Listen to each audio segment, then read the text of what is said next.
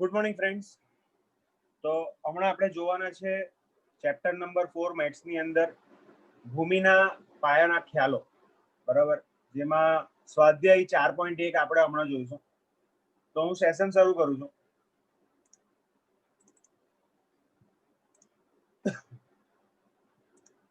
મિત્રો, ભૂમિતિના પાયાના ખ્યાલો એમાં સ્વાધ્યાય 4.1 સમજતા પહેલા આપણે કઈ કઈ વસ્તુ તેની અંદર આવે છે તે સમજવું ખૂબ અગત્યનું છે. તો અહીંયા આપણે પ્રાસ્તવિકતા સૌથી પહેલા જોઈ લઈએ કે ભૂમિતિનો લાંબો અને ખૂબ જ વિશાળ ઇતિહાસ છે. અંગ્રેજી શબ્દમાં ભૂમિતિને જીઓમેટ્રી એટલે કે ગ્રીક શબ્દ જીઓમેટ્રન ના જેવો શબ્દ જ છે. જીઓનો અર્થ પૃથ્વી અને મેટ્રન નો અર્થ થાય છે માપન. ઇતિહાસ દર્શાવે છે કે પ્રાચીન સમયમાં મોટે ભાગે કળા, સ્થાપત્ય અને માપનમાં ભૂમિતિનો ઉપયોગ થતો આવ્યો છે. વાવેતર કરવા માટે, પછી જમીનની હદ નક્કી કરવા માટે, કોઈ પ્રસંગોમાં કોઈ પણ પ્રકારના ભેદભાવ વગર કઈ હદ નક્કી કરી શકાતી હતી. હવે ભવ્ય મહેલો, મંદિરો, તળાવો, બંધો અને શહેરોના બાંધકામોના સ્થાપત્ય કલાના આ વિચારનો ઉપયોગ થતો હતો. આજે પણ દરેક પ્રકારની કળાની રચનાઓમાં, પછી માપન સ્થાપત્ય, ઇજનેરી અને કપડા પરની ડિઝાઇનમાં ભૂમિતિના આકારો પ્રદર્શિત થઈ રહ્યા છે. જુદા જુદા પ્રકારની વસ્તુઓ જેવી કે પેટી છે, ટેબલ, ચોપડી, ટિફિન બોક્સ કે જે તમારા નાસ્તા માટે શાળામાં તમે લઈ જાઓ છો તે, દડો કે જે તમે રમો છો તે, અને બીજી વધારે વસ્તુઓનું પણ તમે અવલોકન કરો. બધી જ વસ્તુઓના આકાર કેવા હોય છે? જુદા જુદા હોય છે. જેનો તમે ઉપયોગ કરો છો તે માપપટ્ટી અને લખો છો તે પેન્સિલ એ સીધી હોય છે. બંગડી, રૂપિયાનો સિક્કો અથવા દડો એ ગોળ દેખાય છે. તો અહીં તમે એવી કેટલીક બાબતો શીખશો કે જે તમારી આજુબાજુ જુદા જુદા આકારને સમજવા માટે તમને ઉપયોગી થઈ પડશે. તો મિત્રો, આપણે આમાં સૌથી પહેલા જોઈશું બિંદુ. બિંદુ એટલે શું? તો કે પોઈન્ટ. બરાબર. તમે પેન્સિલથી કોઈ પણ એક જગ્યાએ ટપકું કરો તો એનો મતલબ શું થયો? કે એ બિંદુ છે. તીક્ષ્ણ પેન્સિલની અણી વડે કાગળ પર તીક્ષ્ણ પેન્સિલની અણી વડે કાગળ પર એક ટપકું કરો અને અણી જેટલી વધારે તીક્ષ્ણ હશે તેટલું ટપકું વધુ નાનું બનશે. જે જોઈ ના શકાય તેવું ઝીણું એટલે કે બારીક ટપકું બિંદુનો ખ્યાલ આપે છે. ટપકું એ માત્ર સ્થાન જ દર્શાવે છે. મિત્રો, અહીં બિંદુની કેટલીક પ્રતિકૃતિઓ દર્શાવેલી છે અને આ ટપકાને ઓળખ આપવી જરૂરી છે. અને તે માટે તેઓને કેપિટલ અક્ષર A, B, C વડે દર્શાવવામાં આવ્યા છે. તમે એ વસ્તુ અહીંયા જોઈ શકો છો. બરાબર. અહીંયા 3 અલગ અલગ ટપકા આપ્યા છે. એમાં એક ને બિંદુ A આપ્યું છે, બીજાને નામ આપ્યું છે બિંદુ B અને ત્રીજાને નામ આપ્યું છે બિંદુ C. પરિકરની અણી તો તમે આ પ્રમાણેની વસ્તુ જોઈ હશે કે આપણે પરિકર આવે તેમાં એક બાજુ ઉપર પોઇન્ટેડ હોય અને બીજી બાજુએ આપણે પેન્સિલ ગોઠવી હોય કે જેની મદદથી આપણે સર્કલ દોરી શકીએ. પેન્સિલના તીક્ષ્ણ છેડો, બરાબર, પછી સોયનો તીક્ષ્ણ છેડો. તો આ બધી વસ્તુ એ શું છે? એનું નીચેનો જે ટપકાવાળો ભાગ છે એનું બિંદુ ગણાશે. તો આ ટપકાઓને બિંદુ A, બિંદુ B અને બિંદુ C એમ વંચાય છે. અલબત્ત ટપકા દેખાવમાં ખૂબ જ બારીક હોવા જોઈએ. બરાબર. ત્યાર પછી સમજવામાં આવે છે રેખાખંડ. રેખાખંડ એટલે લાઈન સેગમેન્ટ. તો કાગળના ટુકડાને દબાણ આપીને વાળો અને પછી તેને ઉકેલો. હવે તમને ઘડી દેખાશે. તમે અહીંયા એક ચિત્રમાં જોઈ શકો છો. આ ચિત્રમાં એક કાગળ લીધેલો હતો અને એને સરખે સરખો નહીં પણ એક ઘડી વાળી દીધી, ફોલ્ડ કરી દીધી અને પ્રેસ કરી અને પછી એ કાગળ ખોલી કાઢ્યો. તો તમને એક લાઈન જેવો ભાગ દેખાશે. બરાબર. જે રેખાખંડનો ખ્યાલ આપણને આપે છે, જેના અંત્ય બિંદુને આપણે નામ આપીએ. એટલે કે એક ધારને આપણે નામ આપશું A. આવી રીતે ખોલશો તો ક્રીઝ પડી જશે. ક્રીઝ પડેલા ઉપરના ભાગને આપણે નામ આપશું A અને નીચેના બાજુના ભાગને આપણે નામ આપશું B. બરાબર. કે જેના અંત્ય બિંદુઓ ગણવામાં આવે છે. પાતળો દોરો લો અને ઢીલો ના રહે તે રીતે બંને છેડે પકડીને તેને ખેંચો તો તે રેખાખંડ જેવો આપણને ખ્યાલ આપશે. તમે આપણે પતંગની દોરી નો બે છેડાને ટાઈટ પકડો તો તમને કંઈક રેખાખંડ જેવી રચના દેખાશે મિત્રો. તે રેખાખંડનો આપણને ખ્યાલ આપે છે અને બંને છેડાને હાથમાં પકડ્યા છે તે અંતિમ છેડાના બિંદુઓ એ રેખાખંડના અંત્ય બિંદુઓ ગણવામાં આવે છે. બરાબર. હવે નીચે દર્શાવેલ રેખાખંડની કેટલીક પ્રતિકૃતિઓ દર્શાવી છે. તો એમાં પહેલી આકૃતિમાં પેટીની ધાર, એક પેટી છે સમજો તો એની ધાર, આ જે ધાર છે તે એને રેખાખંડ કહેવાશે. બરાબર. ઉપર નીચે બે અલગ અલગ ધાર છે. પછી ટ્યુબલાઇટ, તો ટ્યુબલાઇટ એ પણ એક રેખાખંડ સમાન છે. આ પોસ્ટકાર્ડ છે તો પોસ્ટકાર્ડની ધાર એટલે એની કિનારીનો ભાગ જે છે તે પણ એક રેખાખંડ સમાન છે. બરાબર. તો આમ આજુબાજુ જોવા મળતા રેખાખંડના ઉદાહરણો બીજા પણ તમે શોધવાનો પ્રયત્ન કરી શકો છો. બરાબર. કાગળની શીટ પર બે બિંદુઓ એ અને બી દર્શાવો અને શક્ય તેટલા જુદા જુદા માર્ગે એ અને બી ને સાંકળવાનો પ્રયત્ન કરજો. જે તમને આકૃતિ 4.1 માં બતાવ્યું છે કે એક ટુકડો છે આયરો, એમાં આપણે એક છેડાથી બીજા છેડા સુધીનો ભાગ ઇમેજ કર્યો. અરે આમાં સોરી આયરું તમે એક અંત્ય બિંદુથી લઈને બીજા અંત્ય બિંદુ સુધીની એક રેખાખંડને તમે ઇમેજ કરી. બરાબર. એ અને બી સાથે સંકળાતો સૌથી ટૂંકો માર્ગ કયો છે? બરાબર. એ અને બી ને સાંકળો, એ અને બી સહિતનો સૌથી ટૂંકો માર્ગ એ રેખાખંડ જે દર્શાવે છે ને તે જ છે. જુઓ મિત્રો, બાકી બધી તો એના કરતા વધારે જ છે. તેથી રેખાખંડ એ બી કે બી એ વડે તેને ઓળખવામાં આવે છે અને બિંદુઓ એ અને બી ને રેખાખંડના અંત્ય બિંદુઓ કહેવામાં આવે છે. બરાબર. ત્યારબાદ આવે છે મિત્રો રેખા. રેખા એટલે લાઈન. તો એ થી બી સુધીના કોઈ પણ રેખાખંડ એટલે કે રેખા એ બી ને એ બિંદુથી એક તરફ અને બી બિંદુથી બીજી દિશાના અંત વગર લંબાવ્યો છે તેમ તમે કલ્પના કરો. અંત વગર એટલે એ બાજુ બી તમે હજુ જાઓ એટલા જઈ શકો છો વધારે, બી બાજુ પણ સેમ એવી જ રીતે તમારે જેટલું વધારે આગળ જવું એટલા જઈ શકો છો. બરાબર. એટલે કે અંત વગર લંબાવ્યો છે એમ કીધું છે. તો તમે કલ્પો કે બાજુની આકૃતિ જોઈ શકો છો અને રેખાની આકૃતિ તમને એમાં જોવા મળશે કે આ એક રેખા છે એલ, જેમાં આપણને બે બિંદુ આપ્યા છે. એક છે એ બિંદુ અને બીજું આપ્યું છે બી બિંદુ. હવે શું તમે વિચારી શકો છો કે રેખાનું પૂર્ણ ચિત્ર તમે દોરી શકશો? ના. આપણને ફિક્સ ખબર નથી કે કેટલી મોટી રેખા હોઈ શકે છે, માટે આપણે એ અશક્ય છે. હા, નોર્મલ રેખા આપણે દોરીને કહી શકીશું કે ભાઈ આ રેખા છે, પણ એ કેટલી લાંબી છે? અસંખ્ય, અગણિત, એનો કોઈ અંત નથી આવતો. આથી એ અને બી બિંદુઓ વડે રચાતી રેખાને આપણે આવી સાઈન વડે એ બી અને ઉપર આવી રીતનું ચિહ્ન મૂકવામાં આવે છે, એને રેખા બોલવામાં આવે, એના વડે દર્શાવવામાં આવે છે, જે બંને દિશામાં લંબાવી શકાય છે અને તેથી તે અસંખ્ય બિંદુઓની બનેલી હોય છે. બરાબર. રેખાની રચના માટે બે બિંદુઓ પૂરતા છે. આપણે કહીશું કે બે બિંદુઓ એ રેખાને નિર્ધારિત કરતા હોય છે. હવે અહીંયા આકૃતિ 4.3 દર્શાવી છે, જે છે રેખા એમ, અને એમાં બે બિંદુઓ તમને દર્શાવી આપ્યા છે પી અને ક્યુ. તો બાજુમાં આપેલી આકૃતિ 4.3 એ રેખા PQ ની છે, આપણે એમ કહી શકીશું, જેને સાંકેતિક ભાષામાં આપણે રેખા PQ આવી રીતે લખી શકીશું. કેટલીક વખત રેખાને એલ, એમ, એન જેવા સંકેત વડે પણ દર્શાવવામાં આવતા હોય છે. મિત્રો આ બેઝિક વસ્તુ હતી, રેખા, રેખાખંડ. બરાબર. હવે મેઇન વસ્તુ આવે છે છેદતી રેખાઓ. છેદતી રેખાઓ એટલે શું? તો કે ઇન્ટરસેક્ટિંગ લાઇન્સ. તમે અહીંયા એક આકૃતિ જોઈ શકો છો, આકૃતિ નંબર 4.4, જેમાં જુઓ મિત્રો બે આપણને રેખા આપી છે. એક છે રેખા L1 અને બીજી છે રેખા L2, જે સમાંતર P બિંદુએ વચ્ચેથી છેદે છે. 4.4 માં તમે જુઓ તો આપણને બે રેખાઓ L1 અને L2 દર્શાવેલા છે અને બંને રેખાઓ બિંદુ P માંથી પસાર થાય છે. તો આપણે કહી શકીશું કે L1 અને L2 એ P બિંદુએ છેદે છે અને જો બે રેખાઓને એક સામાન્ય બિંદુ હોય તો તે રેખાઓને છેદતી રેખા કહેવામાં આવે છે. હવે નીચેની કેટલીક એકબીજાને છેદતી હોય તેવી રેખાઓની જોડ આપેલી છે, તમે જોઈ શકો છો. અહીંયા અલગ અલગ ઉદાહરણ આપેલા છે આકૃતિ 4.5 માં.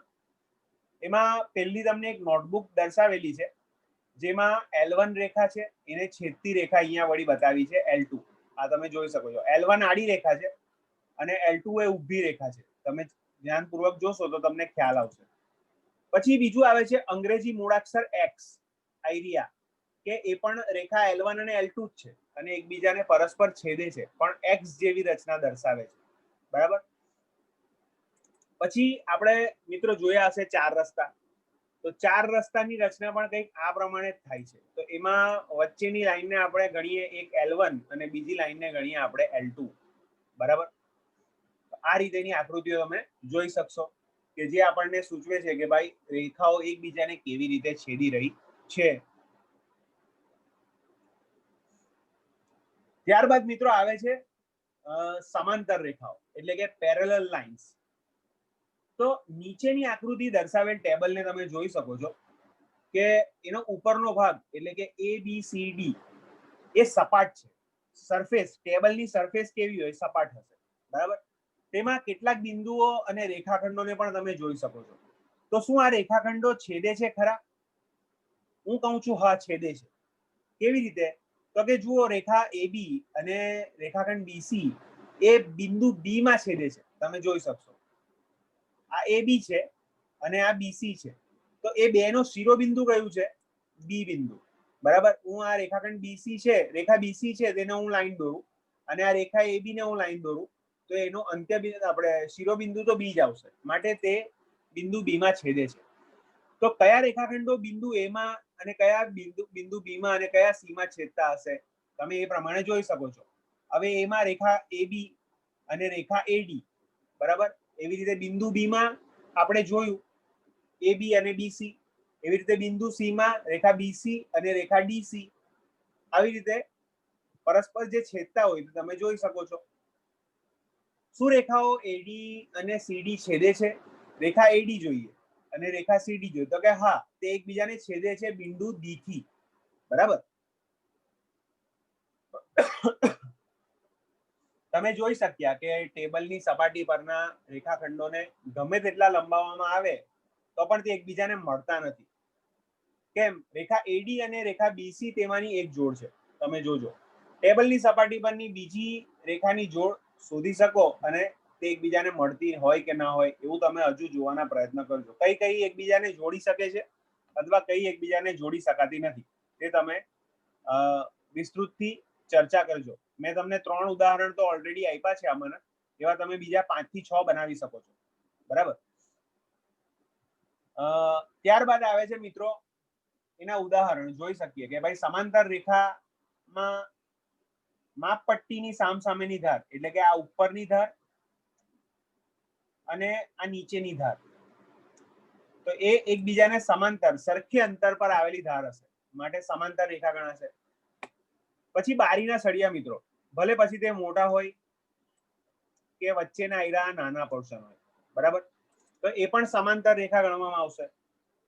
ત્યારબાદ આવે છે રેલવે લાઈન. તો રેલવે લાઈનમાં પણ સમાંતર રેખા તમે જોઈ શકો છો કે પાટાની બે બાજુઓ જે એક સરખી નિરંતર ચાલ્યા કરતી હોય છે, તો એ પણ તમે સમાંતર રેખામાં દર્શાવી શકો છો. તો આ પ્રકારની રેખાઓ કે જે એકબીજાને મળતી નથી, તેથી તેમને શું કહેવાય છે? સમાંતર રેખાઓ કહેવાય છે. ત્યારબાદ મિત્રો આવે છે કિરણ. કિરણ એટલે શું? તો કે રે. એ દીવામાંથી નીકળતી પ્રકાશના કિરણ. દીવદાંડી તમે કદાચ જોઈ હશે, દરિયા કિનારા પર આવેલી હોય તો એમાંથી જે પ્રકાશના કિરણો નીકળે છે તે શું છે? કિરણ એટલે કે રે. પછી હાથબત્તીમાંથી નીકળતા કિરણ એટલે ટોર્ચ. ટોર્ચમાંથી જે પ્રકાશ નીકળે છે તે સૂર્યના કિરણો. આ તો સૌથી શ્રેષ્ઠ ઉદાહરણ છે. બરાબર.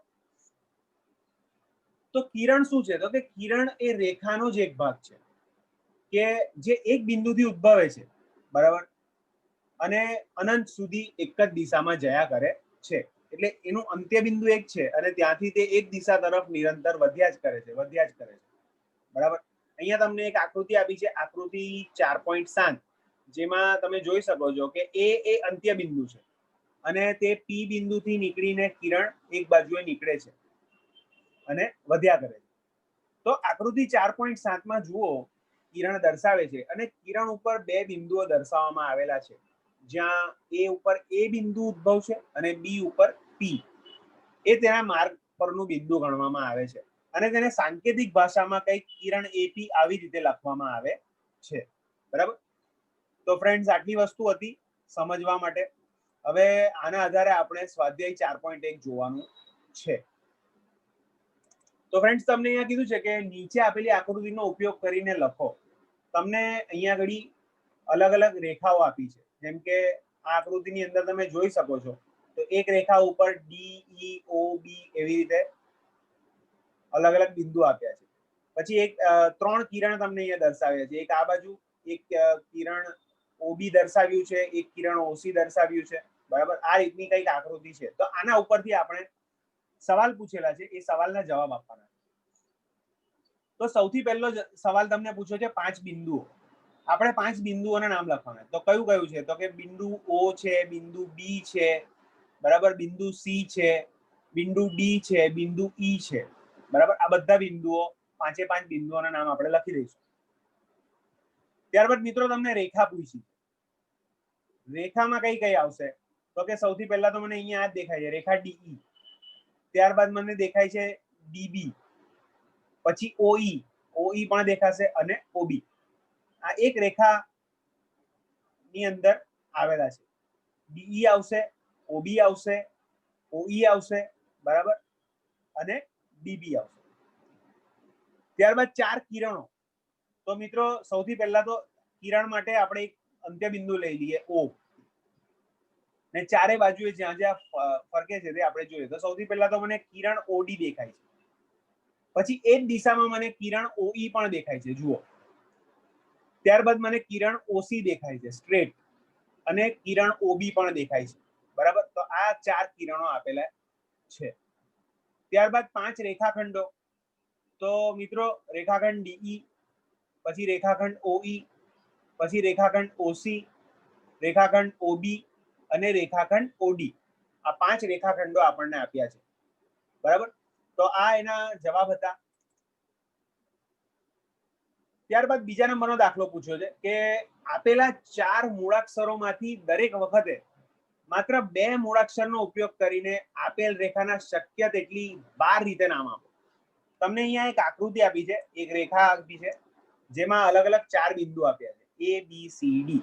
તો આના આધારે આપણે શક્ય એટલા, અને સાથે કહી દીધું છે કૌંસમાં 12 અલગ અલગ રીતે નામ આપવાના છે. તો નામ આપીએ આપણે રેખા એ બી, રેખા એસી, રેખા એડી. ત્યાર પછી બી થી નામ રેખા બીસી, રેખા બીડી, પછી રેખા સીડી, પછી રેખા બીએ, પછી રેખા સીએ, પછી રેખા ડીએ, બરાબર. એમ અલગ અલગ નામ આપ્યા. ત્યાર પછી સી વાળા બાકી, તો રેખા સીબી, પછી રેખા ડીબી અને રેખા ડીસી. આવી રીતે 12 અલગ અલગ નામ આવે છે. ઉલટ સુલટ કરીને પણ નામ આપણે આપી શકીએ, બરાબર. પ્રશ્ન ત્રીજો છે કે આકૃતિનો ઉપયોગ કરીને લખો.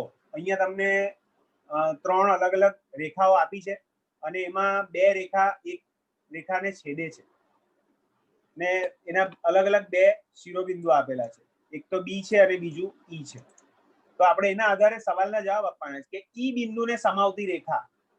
તો ઈ બિંદુને કઈ રેખા સમાવે છે? તો એક તો એમાં આવે છે રેખા એઈ ઓર રેખા એફઈ. એક આ આવશે, આ રેખા આવશે, અને બીજી આ ઊભી રેખા આવશે. તો આડી રેખાનું નામ છે રેખા એઈ, અને ઊભી રેખાનું નામ છે રેખા એફઈ, બરાબર. એવી રીતે બીજું આપ્યું છે કે એ બિંદુમાંથી પસાર થતી રેખાઓ. એ બિંદુમાંથી કઈ કઈ રેખાઓ પસાર થાય છે? તો કે એક તો રેખા એઈ પસાર થાય છે, એ તમે જોઈ શકો છો, અને બીજી આવે છે મિત્રો રેખા ડીઈ, જે પણ એ બિંદુમાંથી પસાર થતી રેખા ગણાય, બરાબર. પછી કીધું છે ઓ બિંદુ જેમાં છે તેવી રેખા. ઓ બિંદુ શેમાં છે? તો કે રેખા સીઓ અને રેખા ઓસી. ત્યાં તમે સીઓ બોલી શકો છો અથવા ઓસી પણ બોલી શકો છો, એટલા માટે મેં બેવ લખ્યા છે. પછી ડી નંબર કીધો છે કે એકબીજાને છેદતી હોય તેવી રેખાની 2 જોડ. તો એકબીજાને છેદે છે એવી કઈ છે? તો કે એડી. તમે આ જોઈ શકો છો, રેખા એડી અને સીઓ. તો આઈડિયા આ બાજુ છેદે છે સીઓ, આ એડી અને આ સીઓ. એવી રીતે બીજી છે એઈ અને એફઈ. તો આ રેખા એઈ છે અને એને છેદતી છે રેખા એફઈ ઊભી, બરાબર. તો આ પણ તમારી 2 જોડ થશે. પ્રશ્ન 4 તમને પૂછ્યો છે કે કેટલીક રેખાઓ પસાર થાય, તો આપણને પહેલું અહીંયા કીધું છે એક બિંદુમાંથી કેટલી રેખા પસાર થાય. તો મિત્રો અહીંયા જુઓ મેં આકૃતિ દોરી છે કે સમજો કે આ એક બિંદુ છે વચ્ચે, તો એક બિંદુમાંથી અસંખ્ય રેખાઓ પસાર થઈ શકશે. મેં વધારે નથી દોરી, પણ આવી રીતે હજુ તો હું ધારું એટલી બીજી રેખાઓ દોરી શકું છું, બરાબર. માટે એનો જવાબ શું આવશે કે એક બિંદુમાંથી અસંખ્ય રેખાઓ પસાર થઈ શકશે. ત્યારબાદ બીજું છે કે બે બિંદુમાંથી, તો એની પણ મેં મિત્રો આકૃતિ દોરી છે કે આ જુઓ કે બે બિંદુ છે એ અને બી. તો મિત્રો બે બિંદુમાંથી ફક્ત એક જ રેખા પસાર થઈ શકશે. હવે નોટ નેસેસરી કે સ્ટ્રેટ જ હોવી જોઈએ, તમે આડી ઊભી અવળી ગમે તે રીતે દોરી શકો છો, પણ જો તમારે બે બિંદુઓને દોરો અને એને તમે સરખી એક લીટી પાડો તો એનાથી વધારે બે બિંદુમાંથી બીજી કોઈ રેખા પસાર થશે નહીં, બરાબર. ત્યારબાદ પાંચમું તમને પૂછ્યું છે કે નીચેની દરેક પરિસ્થિતિને અનુરૂપ કાચી આકૃતિ દોરો. એટલે તમને એક વાક્ય આપ્યું હશે, એના આધારે આપણે એક એની રફ આકૃતિ દોરવાની. તો પહેલું તમને પૂછ્યું છે કે બિંદુ પી એ રેખા એબી પર છે. તો મેં અહીંયા રેખાખંડ એબી દોર્યો, એની ઉપર બિંદુ પી મેં મૂકી દીધો, બરાબર. જરૂરી નથી કે મેં વચ્ચે મૂક્યો તમે વચ્ચે મૂકો, તમે કશે પણ આગળ પાછળ મૂકી શકો છો, પણ હા યાદ રાખજો એની ઉપર કીધું છે રેખાખંડ એબી ઉપર, તો રેખાખંડ એબી ઉપર જ આવવું જોઈએ. રેખાખંડ એબી ની બહાર તમે બિંદુ મૂકશો તો આકૃતિ ખોટી ગણાશે, બરાબર. ત્યાર પછી બીજું તમને કીધું છે કે રેખા XY અને રેખા PQ એ એમ બિંદુમાં છેદે છે. તો આ આપણે જોઈ મિત્રો, એક રેખા XY મેં દોરી અને બીજી મેં દોરી રેખા PQ, અને જ્યાં છેદતા હોય તે બિંદુને મેં નામ આપી દીધું M. ત્યારબાદ સી નંબરની આકૃતિ કઈ છે કે રેખા L પર E અને F બિંદુ છે પણ D નથી. તો એક રેખા મેં દોરી જેનું નામ આપ્યું છે રેખા L, આ રે એની ઉપર બે બિંદુ છે, એક E અને F, પણ ડી બિંદુ તેની પર નથી, તો મેં ડી બિંદુને બહાર મૂકી દીધું છે, બરાબર. ત્યારબાદ ડી નંબરની આકૃતિ છે કે રેખા OP અને OQ એ બિંદુ O માં મળે છે. તો અહીંયા મેં રેખા OP દોરી અને બીજી OQ દોરી. આ OP છે, આ રેખા OP છે અને આ OQ છે, જે O બિંદુમાં મળે છે. એટલે O સમાંતર જ્યાં વચ્ચેથી છેદ પડતો હશે ત્યાં મેં O નામ આપ્યું છે, બરાબર.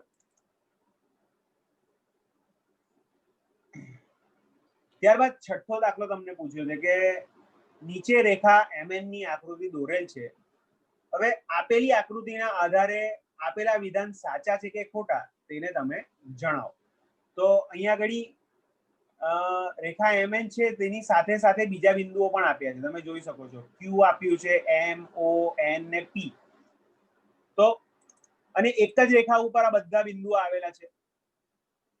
હવે એના આધારે આપણે ખરા ખોટા કહેવાના છે. તો Q, M, O, N અને P એ રેખા MN પર જ આવેલા છે. તો હા એ સાચી વાત છે, બરાબર. પછી M, O અને N એ રેખા MN પર જ આવેલા છે. M, O અને N એ રેખા MN પર જ આવેલા છે. તો O એ MN ની વચ્ચે છે, માટે એ પણ સાચું વિધાન છે.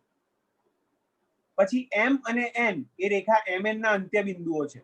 M અને N અંત્ય બિંદુ કીધા છે, તો રેખા MN પૂછ્યું છે મિત્રો, માટે M અને N એ તેના અંત્ય બિંદુ જ ગણવામાં આવશે, એટલે સાચું છે. પછી O અને N એ રેખા OP ના અંત્ય બિંદુ છે. તો આપણે સૌથી પહેલા તો OP જોઈએ. તો શું મિત્રો O અને N અંત્ય બિંદુ કહેવાશે? ના. O અને P અંત્ય બિંદુ કહેવાશે. સ્ટાર્ટિંગ બિંદુ O અને અંત્ય બિંદુ P, તો એ બે ની વચ્ચે N છે, માટે N એ અંત્ય બિંદુમાં આવતું નથી. ત્યારબાદ છે M એ રેખા QO નું એક અંત્ય બિંદુ છે. N ને QO નું અંત્ય બિંદુ કીધું છે, તો ના, વિધાન ખોટું છે. પછી M એ કિરણ OP પરનું બિંદુ છે. M કિરણ OP, તો મિત્રો M તો O પછી આવે છે, કિરણ OP પરનું બિંદુ તો N છે, માટે આ વિધાન પણ ખોટું છે. ત્યારબાદ કીધું છે કિરણ OP એ કિરણ QP થી ભિન્ન છે. કિરણ OP એ ઉપર સાઈડ છે અને કિરણ QP OQ એ બીજી બાજુ છે, માટે આ વિધાન પણ ખોટું છે. આ ક્યુ ને પી અને ઓ ને પી,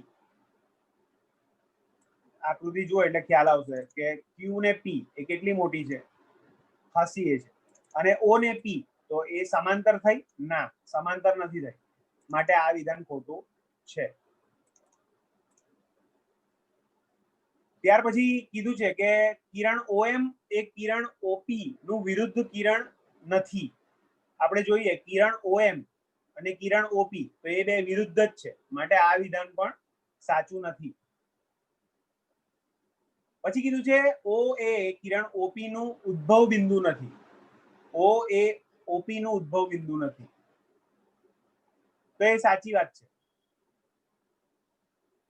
અરે સોરી, ખોટી વાત છે. ઉદ્ભવ બિંદુ જ છે, ઓથી શરૂ થાય છે અને પી એ વચ્ચેનું એનું બિંદુ આવે છે, માટે એ ખોટું છે. ત્યાર પછી એન એ કિરણ એનપી અને એનએમ નું ઉદ્ભવ બિંદુ છે. એનપી અને એનએમ જોઈએ, આ એનપી અને એનએમ બેવ કિરણ છે, તો એનો ઉદ્ભવ બિંદુ ક્યાંથી શરૂ થાય છે? એન થી જ શરૂ થાય છે, કે અહીંયાથી એનપી જાય છે અને અહીંયાથી એનએમ જાય છે, માટે આ વિધાન સાચું છે. બરાબર. તો ફ્રેન્ડ્સ, આ હતું આપણું સ્વાધ્યાય 4.1. ઈઝી છે, સમજીને દાખલા કરવાનો પ્રયત્ન કરજો. બરાબર. તો આ સાથે હું મારું સેશન કમ્પ્લીટ કરું છું. Thank you.